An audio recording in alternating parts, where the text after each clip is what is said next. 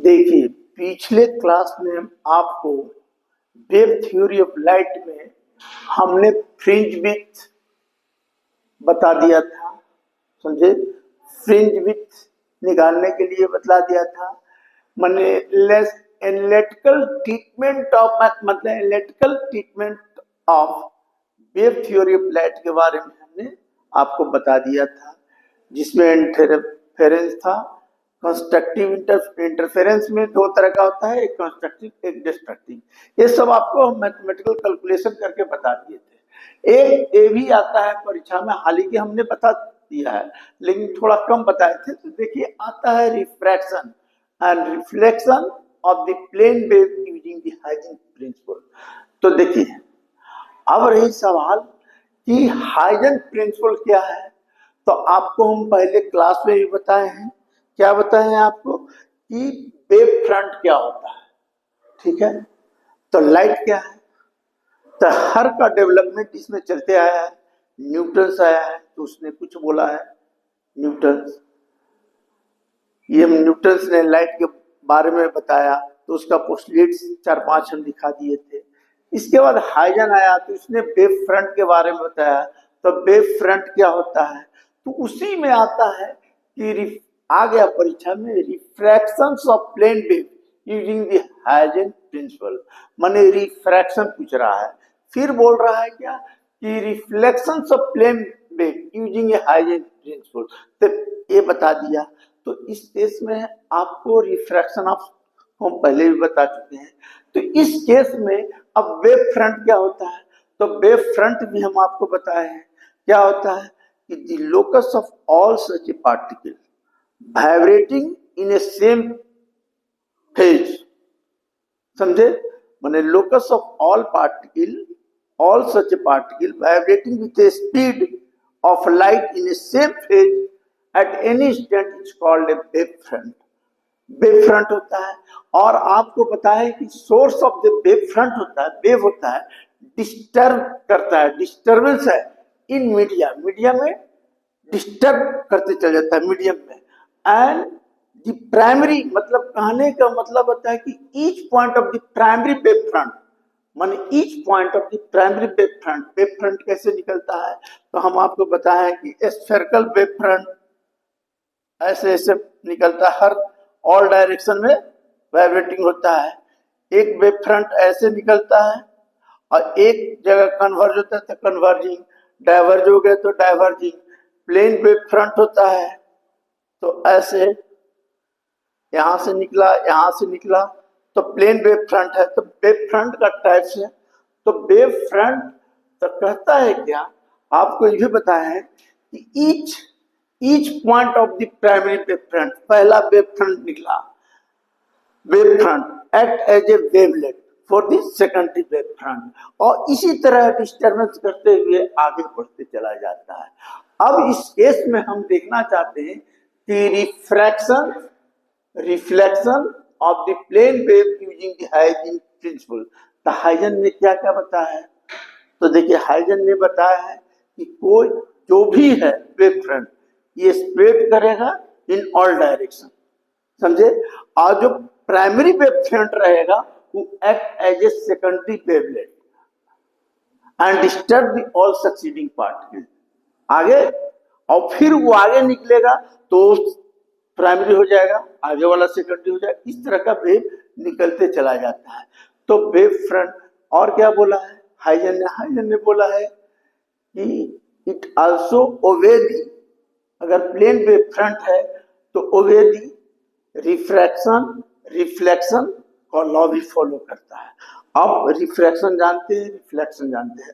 और क्या बोला है, कहता है कि मीडियम इज रिक्वायर्ड लुमिनिफेरस मीडिया। हम पहले भी बता चुके हैं, लुमिनिफेरस मीडिया का मतलब क्या होता है, ether. Ether is essential for travelling the, किसका कंसेप्ट है, हाइजेंस का है। तो ये चीज है। तो अभी देखिए, हम प्लेन वेव फ्रंट है। देखिए, मान ली तो हम पहला स्टडी कर रहे हैं रिफ्रैक्शन वाला, रिफ्लेक्शन वाला भी नहीं कर रहे हैं, तो रिफ्रैक्शन का कर रहे हैं। तो देखिए, तो रिफ्रैक्शन आप पढ़े हैं कि when a ray of light passes from one media to another media, तो क्या होता है कि वेंट टूवर्ड्स से नॉर्मल और अवे फ्रॉम नॉर्मल, समझे? तो टूवर्ड्स से नॉर्मल बोल रहा है, अवे फ्रॉम नॉर्मल, जो कंडीशन होता है आप पढ़े इनिशियल में ही बताया। अब ये कहता है कि ये वेव फ्रंट है, तो वेव फ्रंट है, तो वेव फ्रंट है तो प्लेन वेव फ्रंट है, तो प्लेन वेव फ्रंट का मतलब क्या होता है कि ऐसे प्लेन, ऐसे यहां से यहां से यहां से यहां से इस तरफ वेव फ्रंट निकलेगा। तो हमने दिखाया है आपको ऐसे, तो इंसिडेंट वेव फ्रंट ही दिखा दिए। चलिए हम फिगर इसलिए पहले बना दिए, किताब में ये सब फिगर मिलेगा। ई हो गया इंसिडेंट वेव फ्रंट। अब रही सवाल कि इंसिडेंट वेव फ्रंट है तो रिफ्रैक्शन का स्टडी कर रहे हैं, तो दो मीडिया होना चाहिए। तो एक मीडिया हम ले लिया ऊपर का, तो मीडियम 1 लिखा, उस केस में वेलोसिटी v1 दिखा दिया, समझिए। और इस एक दूसरा मीडिया लिया, समझे, ये पूरा एकदम मान लो फील्ड है, जो किसी तरह का दूसरा मीडिया जो लिया उसका मीडियम 2 लिया और वेलोसिटी इसमें v2 ले लिया। अब यहाँ कह रहा है क्या कि देखिए यहाँ हम कंडीशन लगा दिए कि velocity of v2 less than v1, माने इस मीडियम में वेलोसिटी जो होगा स्पीड ऑफ लाइट का ये कम है इसके बनिस्बत, समझिए। तो तुम बताओ कि रेयर है तो ये रेयर है, तो रेयर से डेंसर में जब मान लो जा रहा है, मतलब इस मीडियम से इस मीडियम में जा रहा है, तो टूवर्ड्स नॉर्मल आ गया, ठीक है। अब जब टूवर्ड्स हम दिखा दिए इधर, तो आप जानते हैं आई इक्वल टू क्या कहते हैं, आर। अच्छा, अब रही सवाल कि वेव फ्रंट है, तो वेव फ्रंट क्यों वेव फ्रंट है, तो वेव फ्रंट है मेरा प्लेन वेव फ्रंट, तो प्लेन ऐसे आ रहा है, तो एक इधर दिखाया एक इधर दिखाया, ठीक है। अब देखिए वेव फ्रंट यहां दिखा दिया। अब हम ई जानते हैं, आई हो गया ई आर हो गया, ये दोनों। तो हम देखना चाहते हैं कि देखिए ये समझने की है, ई वेव फ्रंट है, ई आई है, ई आर है, ठीक है, यहां चला गया, ठीक है। तो यहां से हम इस पॉइंट से एक नॉर्मल खींच दिए, नॉर्मल खींचते, तो इन नॉर्मल को हम 90 डिग्री लिख दिए, ठीक है। इन नॉर्मल को हम 90 डिग्री लिख दिए। मीडियम 1 है, मीडियम 2 है, velocity of speed of light v1 है, इस मीडियम में v1 है, इसमें v2 है। अब यहाँ कंडीशन है कि v2 जो स्पीड ऑफ लाइट है जो इसमें कम है इसमें ज्यादा है। अब हम देखना चाहते हैं कि आप देखिए कि ई आई है तो ई आर है तो ई आई होगा, तो हो सकता है कि आपको समझ में नहीं आए। तीन नॉर्मल यहां दिखाए हैं, तो नॉर्मल कितना होगा 90 डिग्री, ये 90 डिग्री, तो ई कितना एंगल होगा बोलिए, ये 90 डिग्री माइनस आई होगा।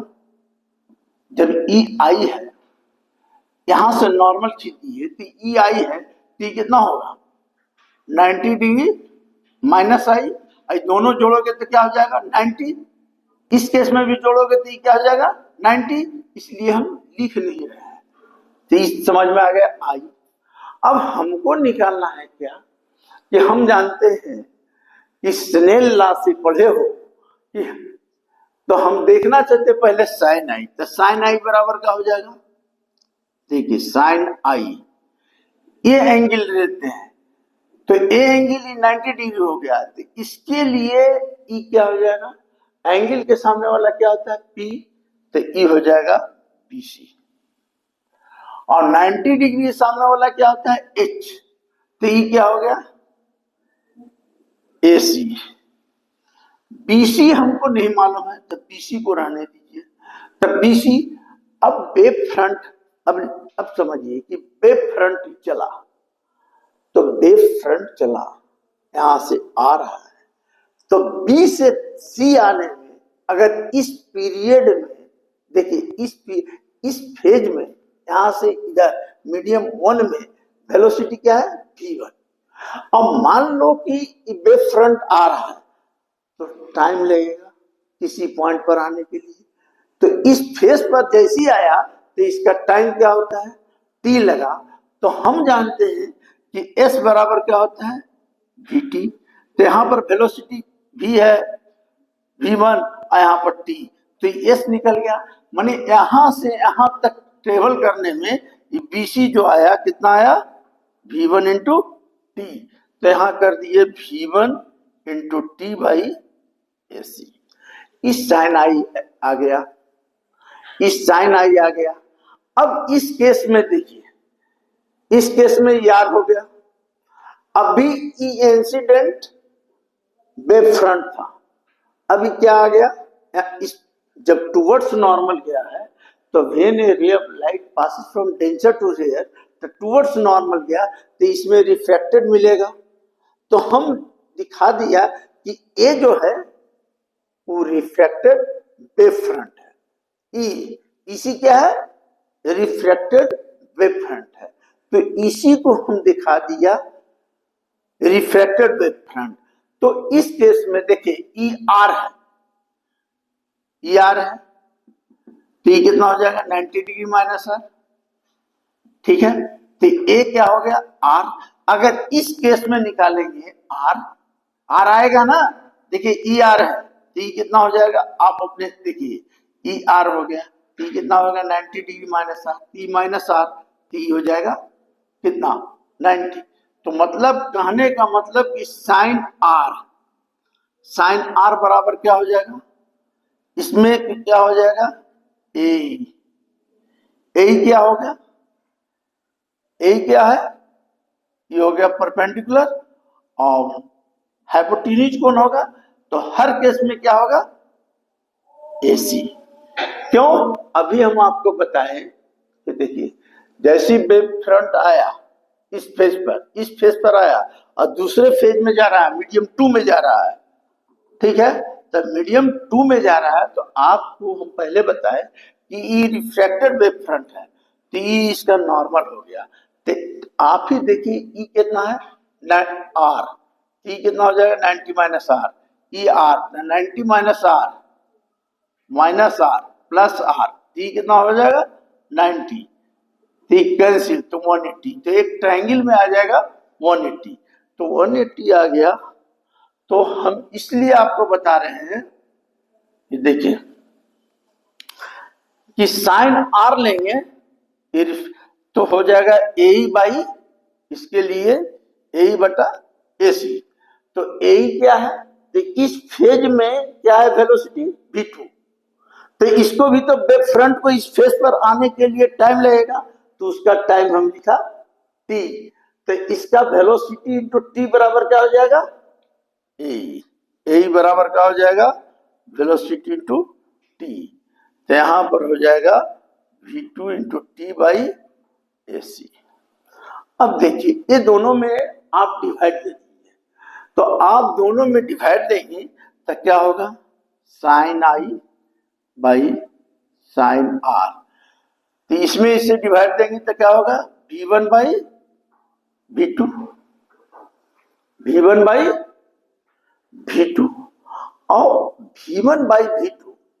तो देखिए v1 बाई v2, तो v1 बाई v2 हो गया।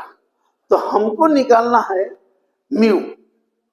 तो म्यू बराबर हम आपको बताए हैं, याद कीजिए, म्यू बराबर बताए थे velocity of light in air to the velocity of light in medium, बराबर याद कीजिए, ये फॉर्मूला बहुत इंपॉर्टेंट है, velocity of light in air to the velocity of light in media. अब देखिए यहां, तो यहां पर लिख देते हैं, मान लीजिए म्यू1, तो म्यू1 बराबर क्या हो गया, तो यहां पर क्या वेलोसिटी क्या लिख दे v1, बोलिए नहीं, यहां पर का लाइट वेलोसिटी ऑफ लाइट क्या होता है सेम होता है, तो रह दीजिए, इसका क्या हो गया v1। इस केस में क्या करेंगे, इसमें भी दूसरे मीडियम में आ जाएगा तो वेलोसिटी ऑफ लाइट सेम रहेगा, मीडिया वाला बदलेगा तो म्यू2। अब यहां पर देखिए कि यहां पर म्यू1 बाई म्यू2 बराबर क्या हो जाएगा v2 बाई V1। तो आप V1 बाई V2 को क्या लिख सकते हैं? V1 बाई V2 को लिख सकते हैं कि उल्टा है, तो आप लिख सकते हैं μ2 बाई μ1 बराबर। तो μ2 बाई μ1 लिख सकते हैं, तो क्या फॉर्मूला आ जाएगा? देखिए μ2 बाई, तो यहां से मल्टीप्लाई कर दीजिए, तो μ1 साइन आई बराबर μ2 साइन R2 कहते हैं μ1 R, ये आ गया आपका। दिस इज क्या है? देखिए μ1 बाई साइन आई, देखिए यहां से मल्टीप्लाई होगा यहां से, तो μ1 by sine I by μ2 sine R, तो क्या होगा? This is a Snell's law. This is a Snell's law हो गया। अब ये क्या हो गया? This is a Snell's law. अब स्नेल्स लॉ है।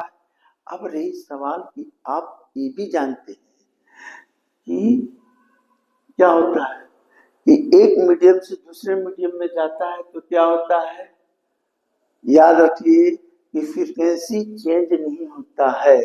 तो इसको रिलेट कैसे कर दीजिएगा आप? तो देखिए यहाँ पर हम लोग लिख सकते हैं, देखिए इसमें यहीं पर लिख देते हैं, यहाँ पर लिख सकते हैं कि sine I by sine R बराबर μ2 बाई μ1। ठीक है, μ2 बाई μ1। और यहां से क्या लिख सकते हैं? म्यू बराबर क्या होता है? देखिए आप पढ़े हैं सी बराबर क्या होता है? सी वेलोसिटी ऑफ लाइट को बोलते हैं, सी बराबर एन लेमडा। तो यहाँ पर देखिए हम लोग यहाँ पर क्या कर सकते हैं? सी बराबर एन लेमडा। अगर फ्रीक्वेंसी चेंज नहीं होता है तो मीडियम का है, तो V1 बराबर एन लेमडा, V2 बराबर एन लेमडा 2, दोनों में डिवाइड दे दोगे कट जाएगा, तो क्या हो जाएगा? V1 बाई V2 बराबर क्या होगा? Lambda by lambda 2। तो आप यहां से क्या कर सकते हैं? देखिए आप यहां से कर सकते हैं sine I by sine R equal to lambda 1 by lambda 2 आ गया। तो ये आता है refraction of plane wave using the Huygens principle. तो ये चीज आता है आप लोगों को परीक्षा में, तो एकदम सिंपल है। अब रही सवाल कि अभी आता है क्या कि refraction at the rare surface, माने refraction of the plane wave at the rare surface. समझे?